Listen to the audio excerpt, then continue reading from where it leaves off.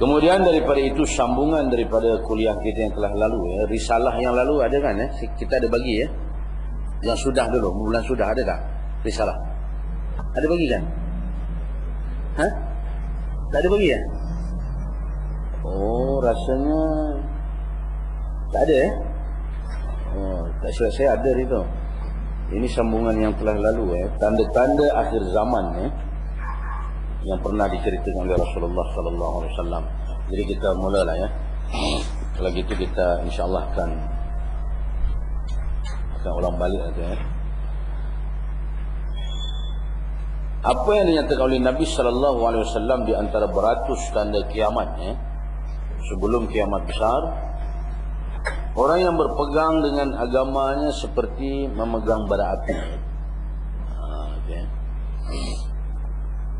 An Anas radhiyallahu an qala Rasulullah sallallahu alaihi wasallam yati 'ala an-nas zaman as-sabir fihim ala dinihi kal qabid 'ala al-jambi. Daripada Anas bin Malik ya, berkata ya, Rasulullah sallallahu alaihi wasallam bersabda ya, akan datang kepada umatku suatu zaman ya, zaman ni masa lah, di mana orang yang berpegang kepada agamanya laksana menggenggam bara api ya. Maksud di sini ialah zaman yang sangat mencabar ya, kepada umat Islam lah. Kalau nak mengamalkan ajaran Islam, ajaran agama Allah ni, dia terpaksa menghadapi kesusahan, kepayahan, rintangan, petualang ya, dengan berbagai-bagai ya. Kalau dia tak sungguh-sungguh, nescaya agamanya akan terlepas dari genggaman dia.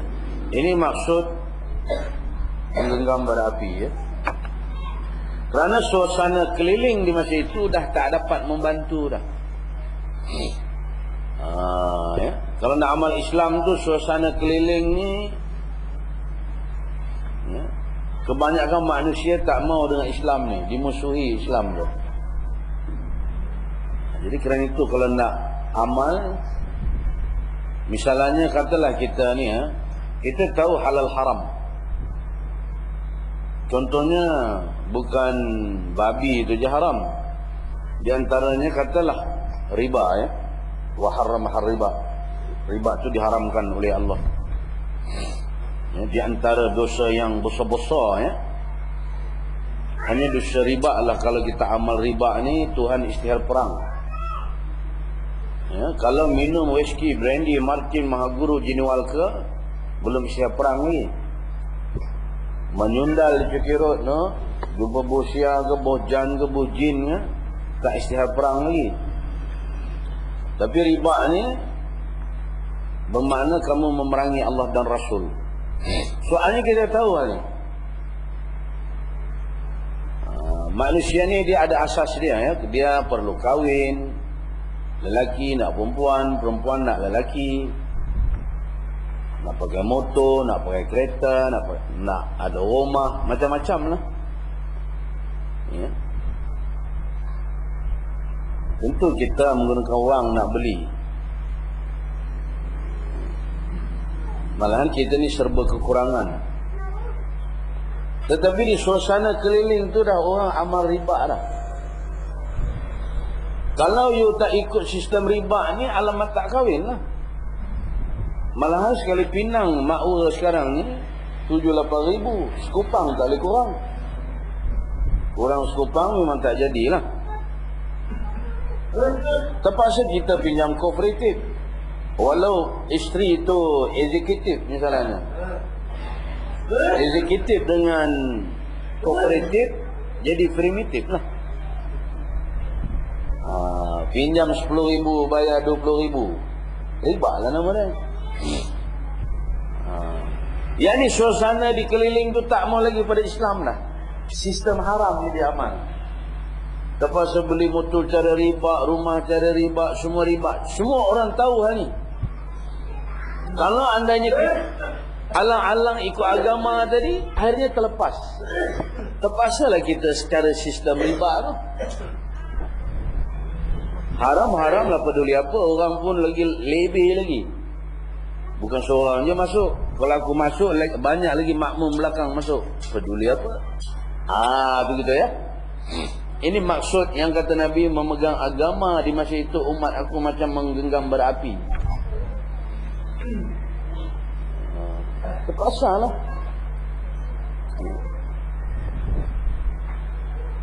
Yang ni di suasana keliling itu tak ada yang membantu orang nak amal Islam tu. Untuk melaksanakan agama tu tidak mendapat kemudahan. Misalnya kata dakwah ni, kita nak belajar agama ni, kenalah kita kalau pulus ni, bukan ada siapa sponsor tanggung. Adalah kalau Tok Guru tu datang 50 batu ke 60 batu ke, adalah duit minyak katalah RM50 sejam tu. Ini nak perbandingan tau, bukan pasal saya ceramah ni, supaya kita faham. Tapi kalau untuk maksiat semua ada kemudahan. Contoh kita di Malaysia belanjawan yang lalu, umat Islam lebih 11 juta, hanya 200 juta aja peruntukan. Tapi untuk maksiat tu lebih 2 bilion. Belanjawan lebih 90,000 juta ya. Lebih 2,000 juta untuk tu. Kerana itu kalau tuan-tuan agak suara elok, pandai berjoget sikit, pandai inang sikit, pandai melawak, baik jadi penyanyi. Sebab jadi penyanyi ni mewah.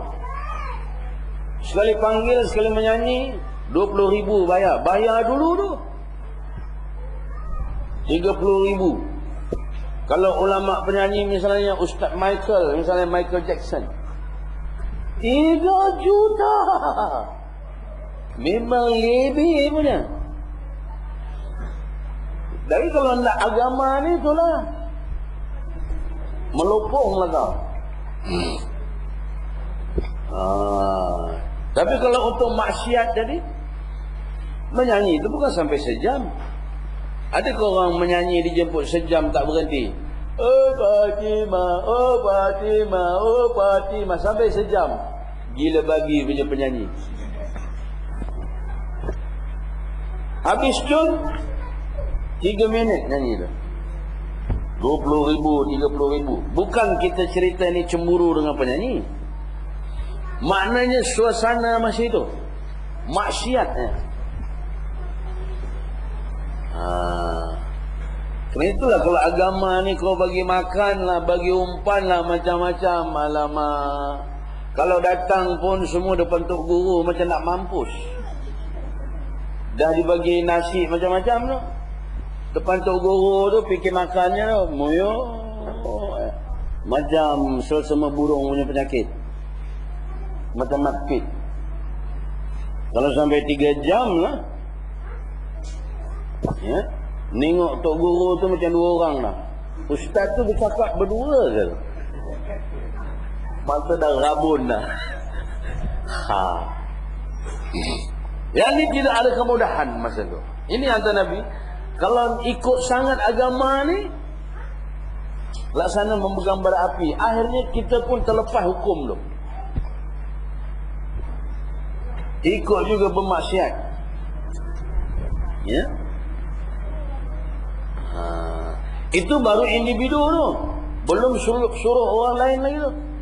Kalau kita di Malaysia ni, kalau kes surat khabar lah tengok, kes bunuh, rompak, samun, rasuah, curi, pukul, macam-macam, jenayah banyak. Curi banyak, setiap minit kecuriannya ada. Itu yang report, yang tak report lagi banyak. Macam mana nak report? Kalau kita report ke polis pun, hilang motor, bukan kau dapat, baik jangan report. Itu ya. Kalau hilang barang tu, report tu saja gatai kau nak pergi balai tu, padahal bukan dapat. Malahan bila kita sebut suruhlah nak mengatasi kecurian, rompakan, samun ni, potong tangan misalnya, kita suruh potong tangan. Kita cakap sepatah, dia orang cakap 10. penghalang dia tu. Kalau you 10 patah, kamu diserang macam tebuan, dipatah-patah badan. Kalau kita nak juga potong tangan ni, penuhlah Sungai Gombak dengan sup tangan. Kepala otak dia begitu pula. Itu contohlah. Itu kalau kita suruh tu.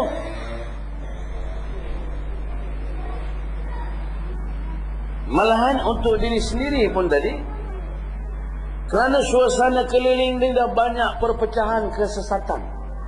Kita lihat hadis yang kedua dia, senang lekah habis ni. Aku pun dah naik pedap hari ni tadi dah. Jam dia punya teruk hari ni. Sampai patah balik ke rumah ambil motor.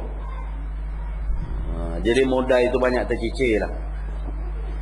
Jadi yang mana tinggal belen-belen dia lagi lah. Sampai habis ni kita berhenti lah. Kuliah ni pun jangan lama-lama. Habis jam pukul 12 berhenti. Kerana suasana keliling tu di masa itu terjadi dah banyak perpecahan kesesatan umat dia. Sebagaimana hadis kedua ya, qala Rasulullah SAW, "Walladzi nafsu Muhammadin biyadihi la taftariqan ummati 'ala 73 firqah, wahidun fil jannah wa sintan wa 70 fil nar." Qila ya Rasulullah, "Man hum?" Qal al-jamaah. Itu hadis kedua ya. Sabda Nabi SAW, demi Tuhan yang diriku dalam kekuasaannya tetapi ya, umatku akan berpecah belah menjadi 73 golongan.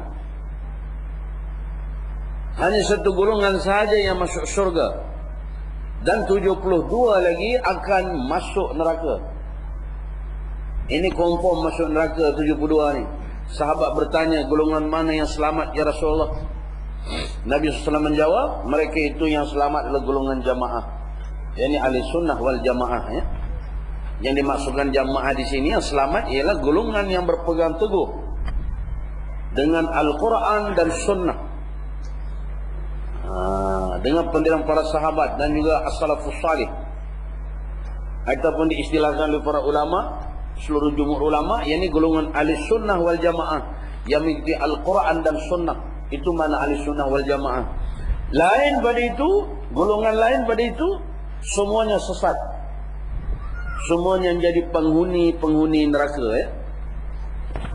Kita lihat uraian itu kan. Jadi Nabi kata umat aku ni sesat 73 golongan. Confirm masuk neraka. Lebih-lebih kita orang Selangor ni. Tak jauh dengan Paya Jaras ni. Kerana lepas pilihan raya yang lalu, Selangor saja diberitahu oleh Majlis Agama Islam 60 ada ajaran sesat. Bukan calang-calangnya, juara seluruh Malaysia Selangor ni. Kata Pusat Islam, seluruh Malaysia ni ada 128 ajaran sesat. Kalau Nabi tahulah diadukan nanti di akhirat, Nabi pun terperanjat ni. Macam mana boleh lebih ni? Negara Islam apa ni? Islam Hadari ke Islam Malabari ke ni?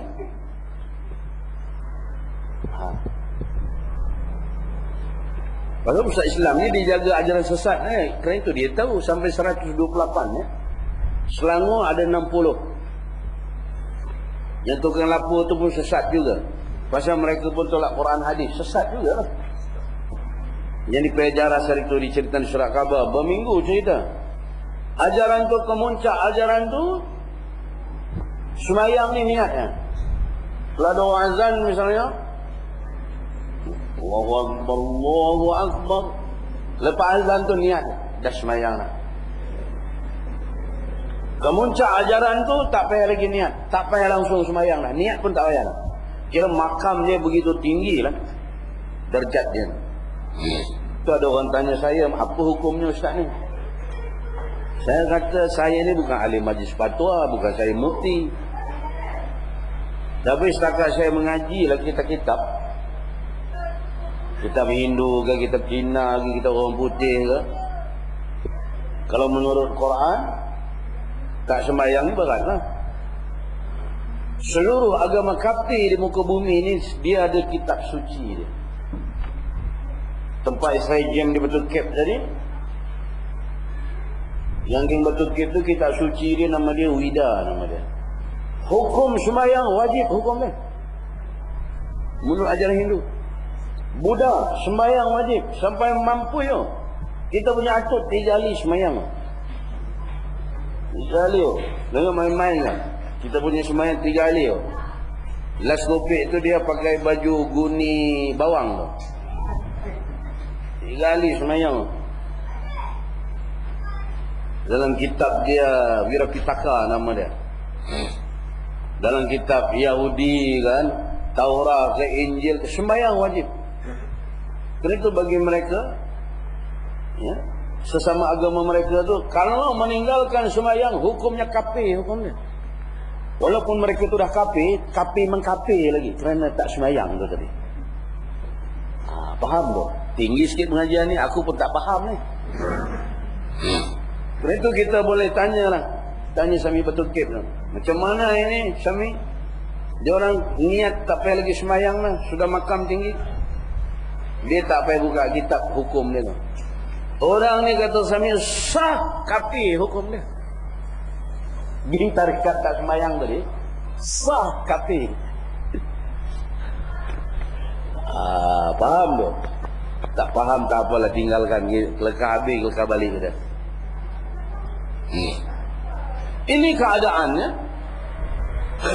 Di antara 60 ajaran sesat ni banyak lah. Bukan orang bangang-bangang bahalul-bahalul. Profesor-profesor berapa banyak sesat.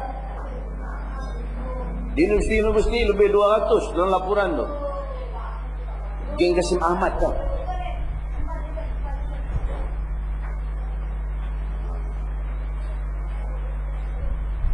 Dia hanya pegang Quran, tolak hadis. Sepatah hadis, geng tu tak pakai kan. Dan itu kata majlis fatwa kebangsaan ya, pengikut tu hukumnya murtad. Tapi dia hanya pegang Quran ya. Saya pun kalau jumpa lah kroni itu, saya nak masuk ajaran dia. Kalau saya jumpa lah Geng Kasim Ahmad tu, saya pun nak daftar juga lah. Saya nak ikut ajaran tu. Senang kita, mudah, tak payah pakai hadis, pakai Quran ya. Tapi sebelum tu kena debat dulu lah. Baiklah kalau kamu kata ikut Quran saja. Kita orang Islam ni ada rukunnya kan. Rukun Islam ya. Di antaranya sembahyang, puasa, zakat, haji, selain pada syahadah.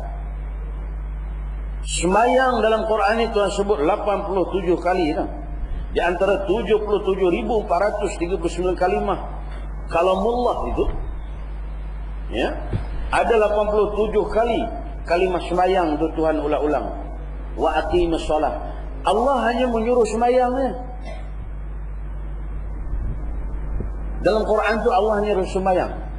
Lebih-lebih ayat tu misalnya wa aqimis solah innas salata tanha 'anil fahsya'i wal munkar. Jadikanlah kata Tuhan sembahyang, kerana sembahyang itu dapat menegak kemungkaran, kejahatan. Tetapi dalam Quran itu tidak ada satu surah, satu ayat pun Tuhan menyebut bab sembahyang ni dari takbir sampai salam, tak ada. Bukalah Quran tu. Misalnya kata Tuhan berdiri betul menghadap kiblat. Kemudian niat, takbir, baca iftitah, baca Fatihah, baca surah, kemudian rukuk, tasbih, iktidal, sujud, sampai salam. Tak ada dalam Quran. Tuhan hanya suruh kebanyakan, kadang dirangkum dia. Wa aqimis shalah wa atuz zakat misalnya. Tak ada dalam Quran lebih pada itu. Yang ni yang paling pakar bab sembahyang tadi ialah Nabi sallallahu alaihi wasallam. Kerana Quran tu turun pada Nabi, menyuruh sembahyang kepada Nabi. Nabi yang memperhatikan itu. Faham tak ni ya? Nabi yang mengajar kita ni dari takbir sampai salam. Itu nama dia hadis. Kata Nabi, bila kamu nak sembahyang kena berwuduk. Kalau kamu nak sembahyang kena berdiri betul, kena menghadap kiblat. Itu nama dia sunnah.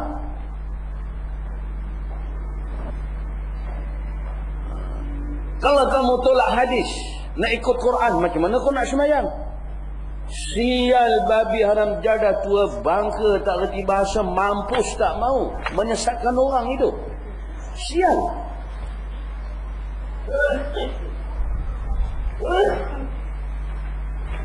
Faham tu kita dah? Terlajak aku tak macam mana boleh itu pula keluar. Itu contoh. Ini yang kata Nabi, taraktu fikum amrain ini qasamtum bihi lan tadilu abada, kitab Allah wa sunnat rasulih. Ku tinggalkan untuk kamu hanya dua pegangannya. Selagi kamu berpegang sekuat-kuatnya, kamu tidak akan sesat untuk selama-lamanya. Itulah dia Al-Quran dan Sunnah Rasulullah SAW. Kalau satu ni kamu tolak, habis ya. Baiklah kalau kata nak ikut Quran, macam mana nak sembahyang? Kalau nak ikut macam sembahyang biasa, bermakna kamu ikut Sunnah.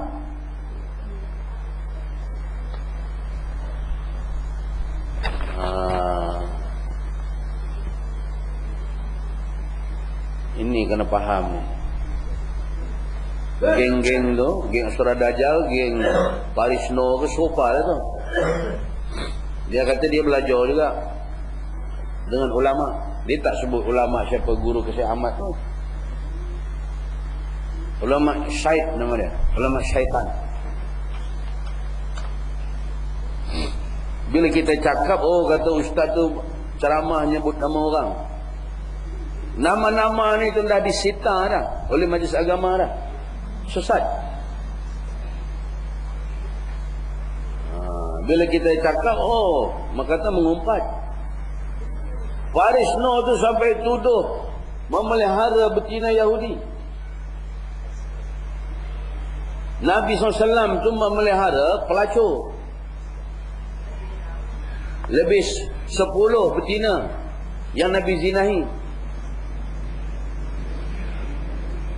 Bila kita cakap, kita ngumpat orang. Kita nyebut nama ni supaya tuan-tuan tahu. Anak haram jadah ni.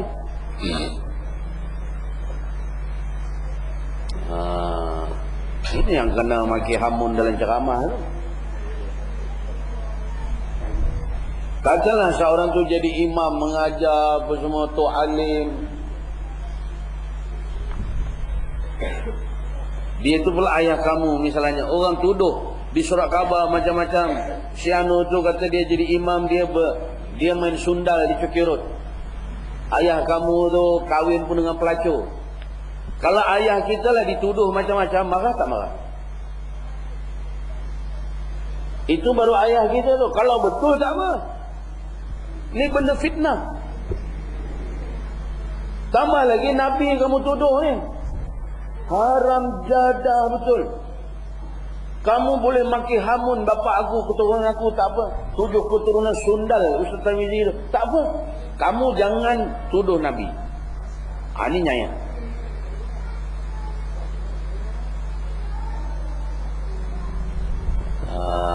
Kena faham ni. Orang macam tu kadang dibagi tempat di surat khabar, di TV, di radio.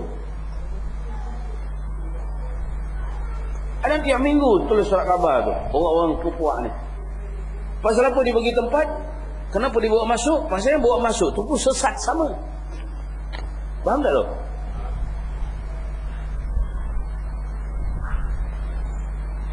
Sama lah kamu orang kaki botol di luar tu bawa suruh jadi imam.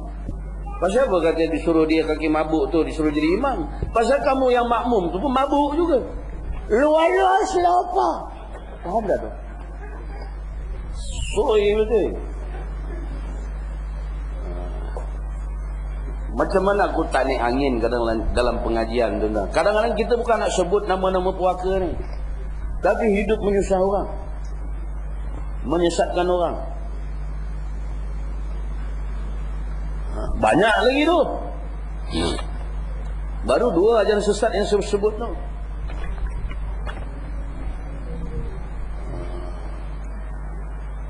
Itu payahnya di masa itu. Orang sesat yang diutamakan. Kalau bab maksiat tunggang langgang itu yang dikawal lagi tu. Cuba bab agama. Dengar gini-gini, oh report, water cannon tu sampai dengan kau. Bila beragama. 600 buah kelab hiburan Kuala Lumpur, kelab malam dan disco. Tak ada satu yang diserbu dibagi water cannon dah. Yang datang pula joget sama juga. Sial. Kira mulai 3 pagi. 6 pagi baru balik. 7-8 jam boleh berjoget. Minum air berdengung. Tapi bila bawa ke tempat majlis ilmu macam ni, tak ada setengah jam. Macam nak mampus. Mata tergebik-gebik gini macam matrik. Gua caya lalu. Kenapa tak mampus tadi?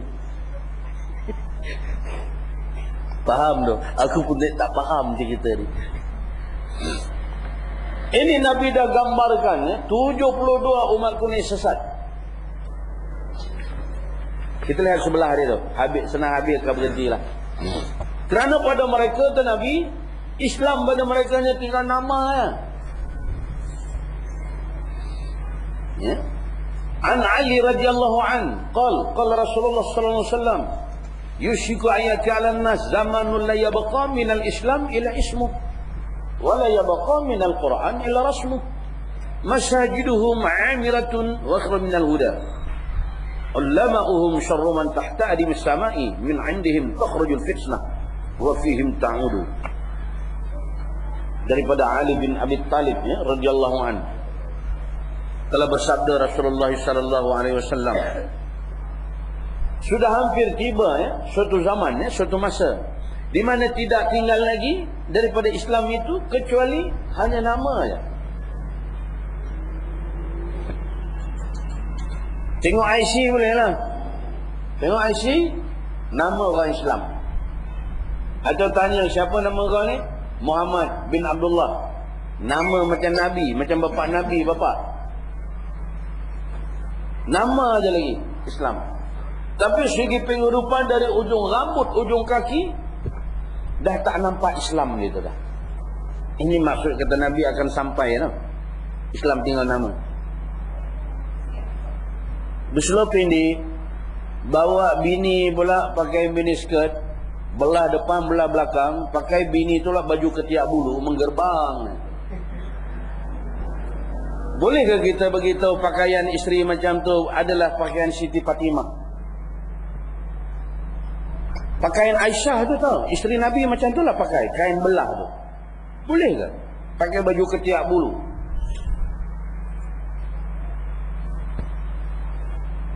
Kerana itu, tentang kalau tuan-tuan naik bas, kalau ada yang pakai baju ketiak bulu tu, kau himpit sikit. Mengimpit je dengan dia. Sampai aja kau bersin. Cing! Dia terperanjat, kenapa dia? Cing! Apa sencik ni bersinnya ni? Ketiak kamu ni bau syaitan ni. Dia tak akan pakai lagi dah. Aku duduk dalam tandas, 3 majalah aku baca, tak bersin. Dekat ketiak kamu ni aku nak pensan ni. Kalau ketiak kamu ni elok sangat tak apalah. Aku memang aku buat dekat ping. Dia buat tak tahu je sekali dia ping ayah apa? Ayah. Bila dia tanya ni ketiak dia busuk ni, kata orang tak ada bau pun, tak percaya kau cium ketiak gitu. Aku ni kasap sikit, kerana itu aku bau dia ni sampai ke aku bersin ni. Lebih pada bau tai pun tak aku bersin. Nak ajar dia gitu. Tanya cerita hukum tak guna. Begitu je. Macam cobaan ya. Ucapan dia dah tak Islam lagi dah. Yang ni hanya nama Islam. Kalau jumpa pun salam tak payah lagi dah. Morning ya. Morning sir. Morning. Perkataan dia, ucapan dia, otak dia pun tak Islam lagi dah. Otak komunis. Komunism. Kawannya nasionalisme. Darah biru, tulang biru. Kawannya lagi sosialisme.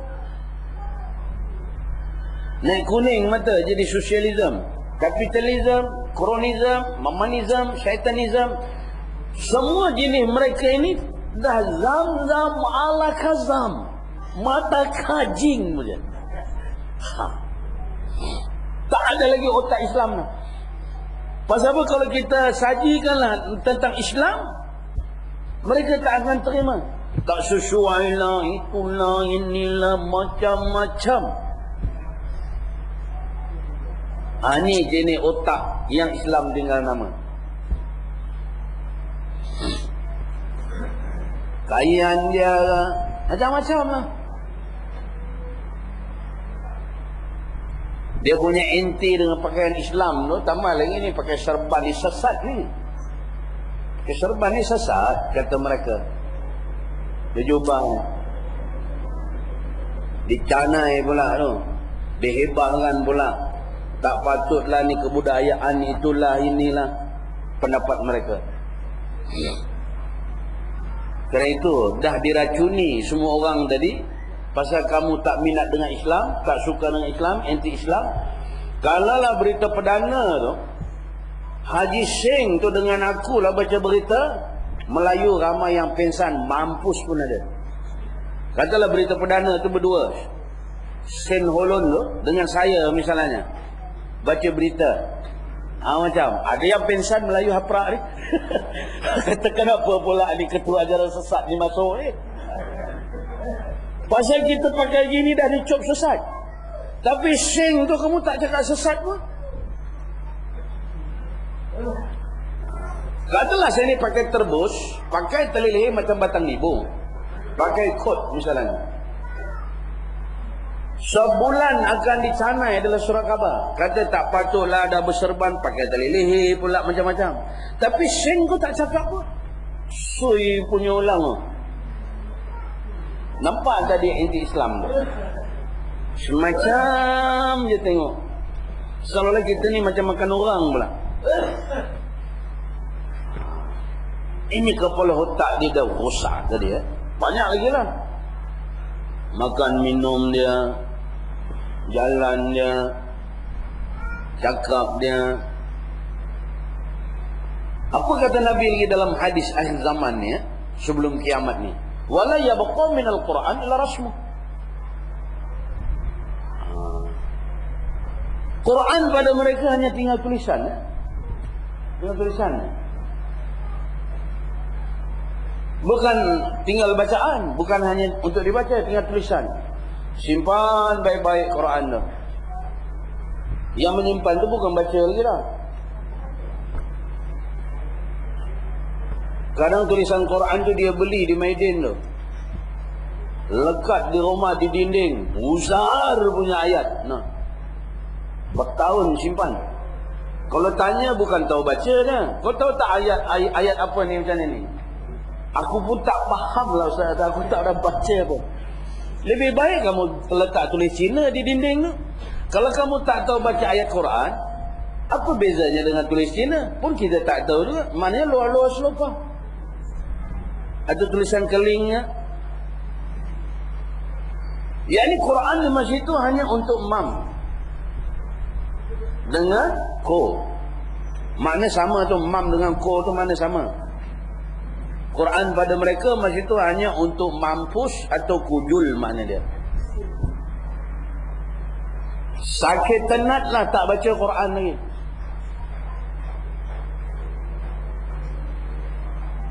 Dihantar ke Ampang Puteri, duduk 10 hari, tak mati lagi, tak baca Quran lagi. Quran yang untuk mati. Kita tengok cerita ni. Ganti air mineral 15 botol, minum jalan lengan ni setengah bulan, sehari sebotol, sehari sebotol. Darah biru dah, ganti darah merah, masuk-masuk biru je, tak jadi merah dia. Pasal apa? Tulang dah biru. Tu bahaya dia tu. Masuk je tengok-tengok biru tu ke? Yang merah tadi.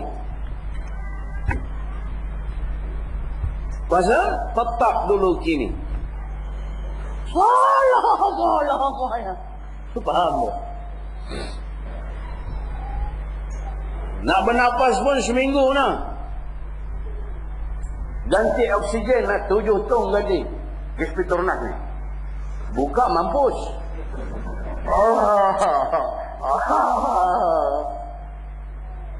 Kata doktor bawa balik lah ni. Dipapah bawa balik, tak mampus lagi. Panggil Tok Mo. 3 Tok Mo. Bomo pun lari lah. Penamat dia nak menamatkan, panggil Pak Imam lah. Dan rakan-rakan yang sewaktu dengannya. Pak Imam harap dengan makmum yang sewaktu dengannya datang ke rumah. Ada kes lah, ada nak selesaikan masalah sikit lah. Tapi jangan lupa bawa Yasin lah. Itu penyelesaian dia. Ini yang Quran hanya untuk mati ni. Pak Imam pun tanya lah sebelum buat drama. Ni kepala bapak kamu ni dah masuk hospital. Dah setengah bulan dah balik dah. Ada panggil Bomo. Dah, Bomo pun lari. Jadi apa hajat ni? Kata anak dia bacakan Yasin supaya kau mampuin. Pak Imam pun buka drama dengan makmum dia. Di depan yang dah nazak tadi. Yasin wal Qur'anil Hakim innaka minal mursalin. Tak ada dua lain, mati orang tu. Ini nama dia Quran untuk mati. Ini tu imam jenis macam tu yang ada powernya jangan dipanggil. Kawal belakang mampu. Ini nama dia Quran tinggal tulisannya untuk mati. Contohlah antara 40 tahun 50 tahun dulu.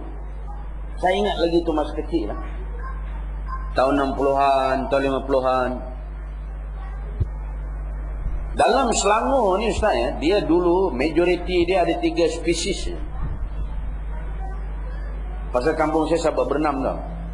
Burung Sabak ya. 3 majoriti je tau. Melayu, Jawa, Banjar. 3 jenis ni kalau mati dia lain macam sikit. Kalau kentung tu, dulu biasa pakai kentung tau. Bila kentung tu 2 kali, kalau dia mati lah. Tung, tung, tung, tung. Sampai setengah jam macam tu, sah. Yang mampus tu Melayu tu. Besok hari pula bunyi 3 kali pula. Tung, tung, tung. Berulang kali sampai setengah jam lah. Orang kampung pun tahu tu. Ke sing mati orang Jawa ke. Mbah lanang ke. Sing kujul ke. Hari ketiga pula kentung bunyi 4 kali tu. Tung, tung, tung, tung. Sampai setengah jam. Orang kampung pun tahu lah. Orang Banjar ke mati. Orang Banjar sing mampus. Untuk kampung. Tapi sekarang kentung dah tak ada lah. Di museum je ada. Kentung mana ada dah sekarang. Nak tengok kentung kita dulu, pergi museum lah. Sekarang ni bila nak mati tak ada macam tu dah. Bila ada orang baca Quran, Pak Bilal misalnya di kampung tu, kampung saya lah ni. Bila ada baca Quran, A'udzubillahi minasyaitonirrajim. Nampak sedih dia baca tu. Bismillahirrahmanirrahim. Yasin. Sah ada yang mampus tu. Itu Quran untuk mati dah. Kalau sebulan di masjid tu tak ada baca Quran, bermakna penduduk kampung tu sehat walafiat. Makan kuat, tidur kuat, main kuat.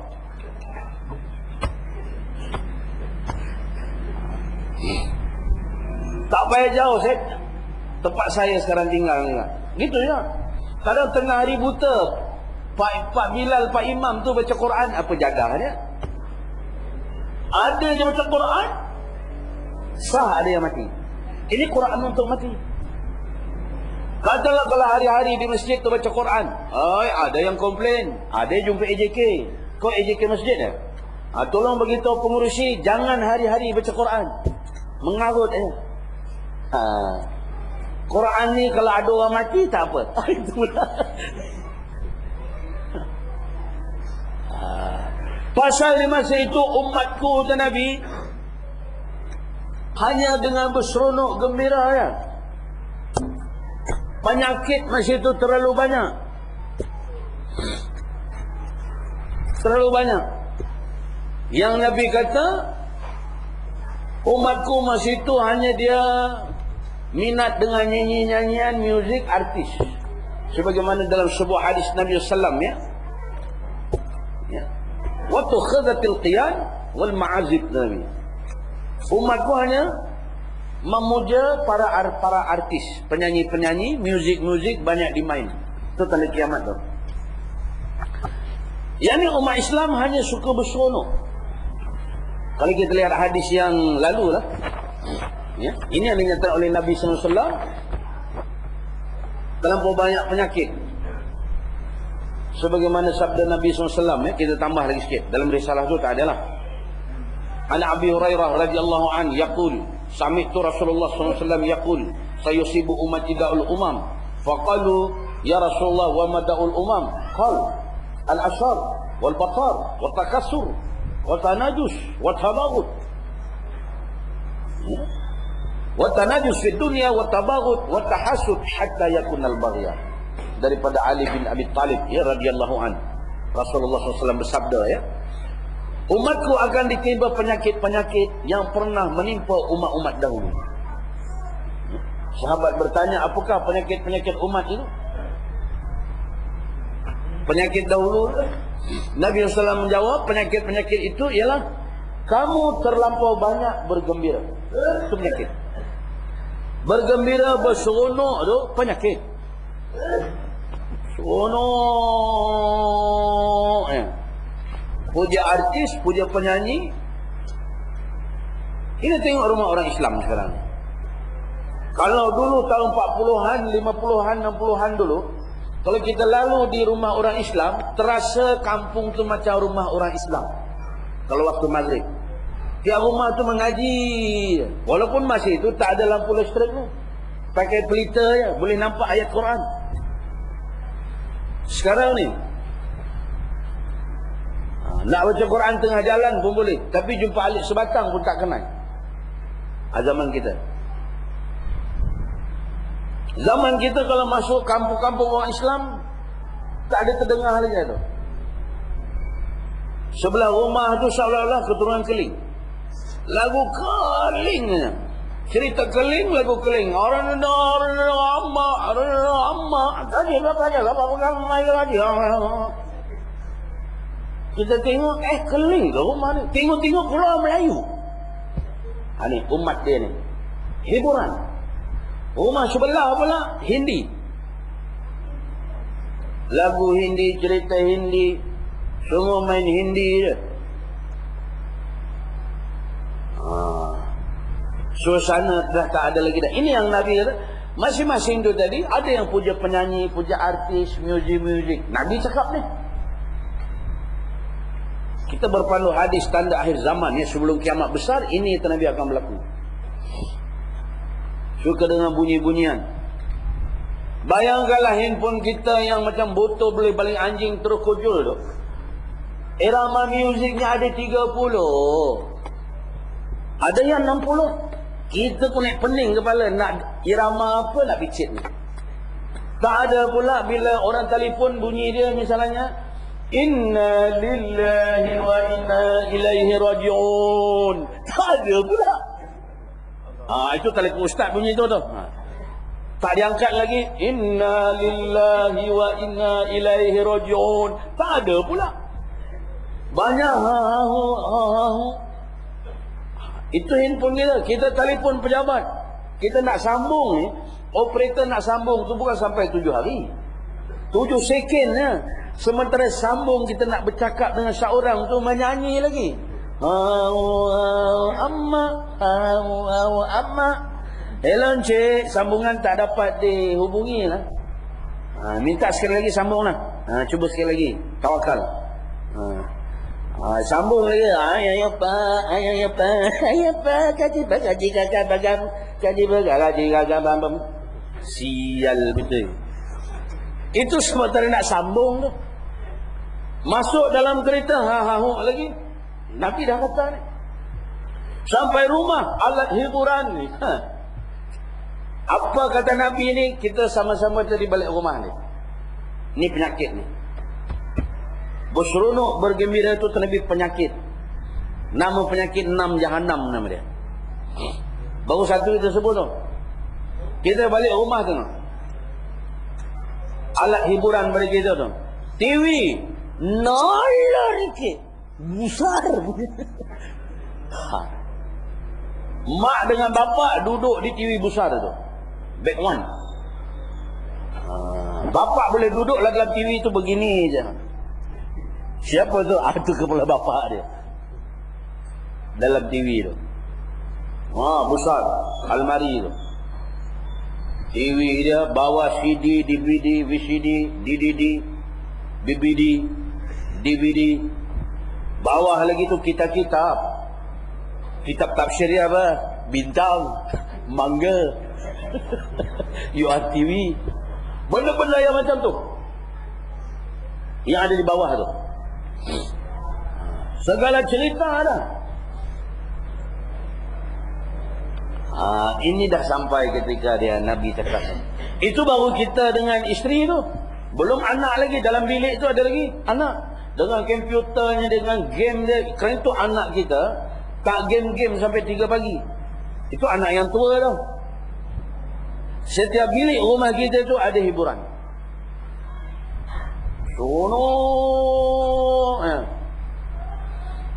Kerana itu bila nak berbalik ke Quran, payah.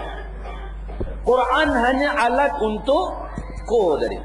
Untuk kujul. Waktu bila Quran dibaca, waktu talqin. Patutnya baca talqin tu Pak Imam baca kitab mangga tu. Tu bagus tu. Kenapa pula kitab mangga? Ni kata hidup dia dulu 3 guni ada mangga ni di rumah dia. Baca kitab tu. Jadi Nabi dah kata ya. Ya. Tolong siang malam. Itu agama tak seronok. Jadi penyakit ni semua ada pada kita. Pasal saya berani cakap ni, tuan-tuan dengan saya lebih kurang ya. Tak ada beza dah. Kalau di rumah tuan-tuan ada 14 inci misalnya TV, di rumah saya 20 inci. Apa beza dia? Bukan senang tuan-tuan dah kena penyakit ni. Kadang-kadang kita cukup waktu tu, kita tak ada semayang ni, jangankan nak berjamaah sekeluarga. Kalau kata saya ustaz dapat berjamaah ustaz, TV tutup dengan baik dapat berjamaah dengan anak saya, itu nama dia kamu cakap pembuhung paling besar. Kalau nak suruh anak kita semayang, kita nak letupkan TV itu dulu baru dia nak semayang. Sekali lagi kalau kamu tengok syaitan ni, kau sepak TV nanti. Bukan mudah. Dah kena penyakit tu. Itu risalah ni kalau kita bawa balik nanti, saya harap bawa balik dengan simpan dengan baik untuk pusaka ya. Untuk pusaka. Mana tahu kita mampus ni, anak ke cucu cicit piut jumpa risalah ni, dia tengok, oh atuk ni ada belajar lu ni. Jangan dibacakan di rumah dengan anak bini dah. Kalau kita bawa balik, kita bacakan dengan anak isteri, takut anak isteri terperanjat. Ayah kamu ni buang tebiat apa ke? Nak mampus. Pasal kita yang biasa kita bawa CD, DVD, hiburan. Mana ada baca kita kitab? Tak ada. Jauh.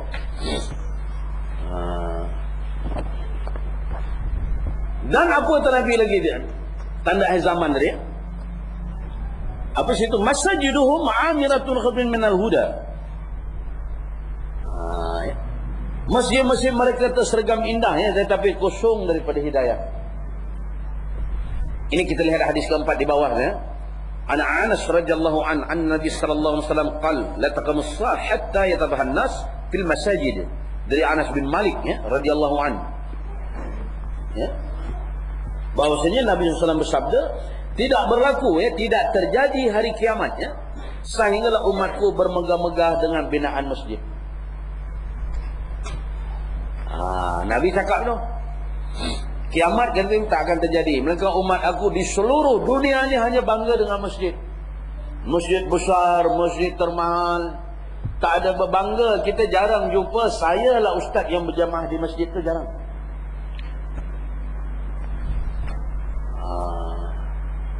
Kuala Lumpur tu masjid berapa banyak? Masjid wilayah tu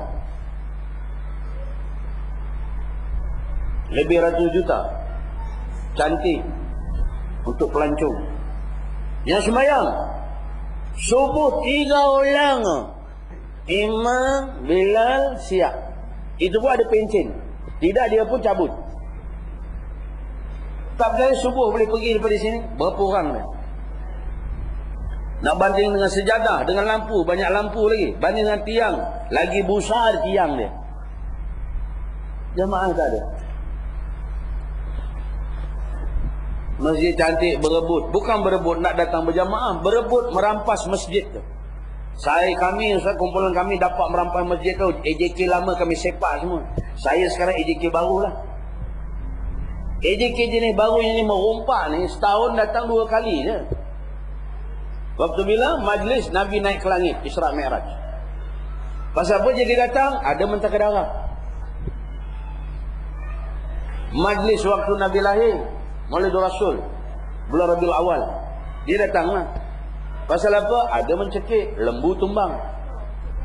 Datang bersampin macam nak nikah je AJK tu, songkok sengit. Kita tahulah ni, saya kata ceramah aku ni kau bedal buat ni semua ni. Kita sapu lah. Jadi tu kalau majlis Isra' Mi'raj, sampai Isya' berhenti lah. Ustaz ceramah jangan lama-lama. Sampai Isya' berhenti. Lewat-lewat pun 10 minit ya. Pasal malam ni ada makan Ustaz. Jadi yang datang tu utama mentaka darah. Ustaz tu pun mana nak cerita Isra' Mi'raj setengah jam atau 40 minit, mana cukup. Ustaz aja Nabi turun naik ke langit dengan borak naik. Naik, turun, naik, turun, naik, turun, naik, turun, mencekik lah. Itu Isra' Mi'raj. Setelah itu Isra' Mi'raj tak ada pengajaran lagi dah. Bahasa fikir mencekik dah.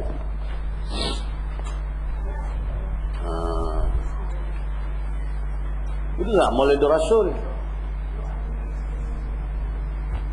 Selawat dulu nak tunjuk cinta dengan Nabi sallallahu alaihi Muhammad. Ya Nabi salamu alaika, ya Habibi salamu alaika, ya Habibi ya Muhammad. Maknanya di situ Melayu punya cakap bahawa ini Muhammad itu adalah muhabbat. Aku muhabbat dengan Nabi ini. Itu Melayu punya cakap ya. Muhabbat tahu tak? Cuddle, love dengan Nabi itu. Itu saya baru-baru ni ada Maulid Rasul tau, di Istana Selangor tau, Alam Syah. Malam mana tu kata saya? Malam yang saya batal tu, saya malam tu Maulid Rasul di Istana Selangor tau. Hawa-hawa aku ni Sultan panggil ceramah tu, jangan main. Kau ingat gonjeng sangat ke apa aku ni? Tak lama lah malam tu, sejam setengah. Sebiji. Saya kata kita ni masing-masing tunjuk cinta dengan Nabi. Dia orang minta baca sejarah kelahiran Nabi, masing-masing nyambut. Tidak ada satu manusia daripada Adam sampai kiamat kelahirannya sama ada hidup atau mati yang diingati, melainkan Nabi dia. Kelahiran dia tu. Hari lahir kita pun kadang kita tak tahu. Tak pernah sambut pun. Mak bapak kita tak nak sambut hari lahir dia. Nabi ini disambut ni. Orang yang pertama menyambut kelahiran Nabi ni ialah Tuan Haji, dua orang lah. Haji Abu Jahal dengan Haji Abu Lahab. Tengok dalam rawi tu. Kita boleh buka Berzanji tu. Mulatul Abtadi'ul tu ada 17 siri tu. Mula daripada Abtadi'ul imla'a bismillatil aliyah. Al-Jannatu wa Na'i tu. Ya. Kemudian wa ba'du fa'aqul wala ma'radallah. Ya. Wa kana sallallahu alaihi wasallam kama sirul hayat tawaddu. Itu yang penghabisan ya. Dalam tu ada cerita dua Pak Haji ni tau. Pak Lahab dengan Pak Jahal ni. Haji Abu Lahab tu masa menyambut kelahiran Nabi tu sampai sanggup membebaskan hamba. Nak membebaskan hamba ni bukan senang.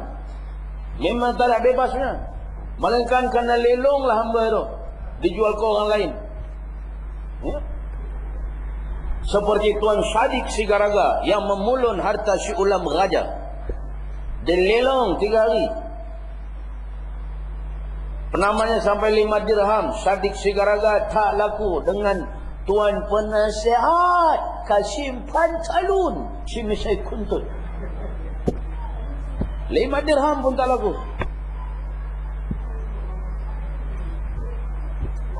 Abu Lahab bebaskan hamba Halimatus Sa'diyah kan, yang menyusulkan Nabi tu. Abu Jahal 7 ekor unta sembelih tu. Bayangkanlah kita kalau di surau ni menyambut Maulid Rasul sampai 7 ekor sembelih unta, berapa ramai yang datang tu. Kalau yang ni je datang, kalau habis 7 ekor unta kita boleh pulut, itu bukan makan, tu mencakar darah namanya. Tadi saya makan di surau, alhamdulillah Ustaz, 3 biji kepala unta aku telan. Itu dia ya. Dialah orang pertama, Abu Jahal Abu Lahab, sumbangan dia dengan Nabi. Tapi Abu Jahal Abu Lahab ni hanya sekali tu je menyambut hari kelahiran dia, sampai bawa tawaf tu. Lepas tu dia tak sambut lagi dah. Tapi akhirnya setelah Nabi berusia 40 tahun 6 bulan 8 hari, setelah diutus menjadi Rasul, menyampaikan wahyu Allah ya. Bila Nabi mengatakan, diajar oleh Allah, qul ya ayyuhan nasu inni rasulullah ilaikum jami'a alladzi lahu mulku samawati wal ardh. Katakanlah kepada manusia, wahai sekalian manusia, aku adalah Rasulullah untuk kamu semua. Bila menyampaikan wahyu Allah, Abu Lahab, Abu Jahal itulah yang menentang bermati-matian, jadi kepala membawa ajaran sesat di Mekah. Itulah kepala sesatnya. Kasihnya Abu Jahal, Abu Lahab dengan Nabi itu. Yang ini apakah kita tiap tahun Abu Lahab, Abu Jahal sekali je nyambut kelahiran Nabi ya? Kita tiap tahun bawa sepanduk, ditanding lagi. Puji Nabi sepanduk tu. Nabi lah pemimpin ummah, pemimpin Islam. Nabi lah macam-macam. Bila kita nak buat kerja Nabi ni, jangan fikir dunia dalam kepala. Orang buat kerja agama ni, dunia tapak tangannya, jangan di hati. Itu saya untuk masa ni, apa saya nak cakap, saya cakap lah. Pasal bila dalam kepala otak kamu pulus, nak ceramah nak 300-400.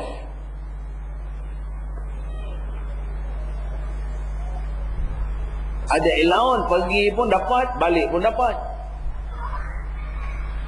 Bercakap lebih kurang ya. Ini tu mesti kita ada sumber. Orang bagi ke tak bagi ke, bagi sikit, alhamdulillah. Bagi banyak, lagi baik. Itu cara dia. Jangan nak minta-minta. Orang bagi itu lain. Ini tak. Ini terjadi tuan-tuan. Ini kena hati-hati kita. Ujiannya besar. Kawan saya banyak lingkup dah. Jadi ular senduk ada, jadi babi ada, jadi anjing ada, jadi puaka ada. Dulu bukan main ni. Maklum nak cerita mata terbelia, mata belalang. Nak dapat ni mudah ngampu lah. Itu pun ada ke yang orang tanya, Ustaz Miri sekarang macam mana, dah kena beli ke? Ada yang tanya pula, Ustaz dah kena beli ke? Saya kata, jangan kau cakap. Sekali lagi lebam kau. Ini Nabi lah cerita ya. Ulama masa itu sejahat-jahat makhluk.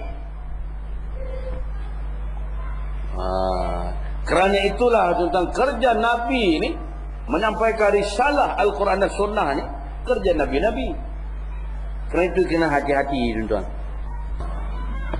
Jadi rasanya sampai sudah hulu risalah kita ni, insyaAllah akan datang kita sambung kepada hadis-hadis. Alhamdulillah quli hadza wa astaghfirullahaladzim wa lakum wa lisairil muslimin wal muslimat wal mu'minin wal mu'minat wastaghfiruh innahu huwal ghafurur rahim. Wassalamu alaikum warahmatullahi wabarakatuh.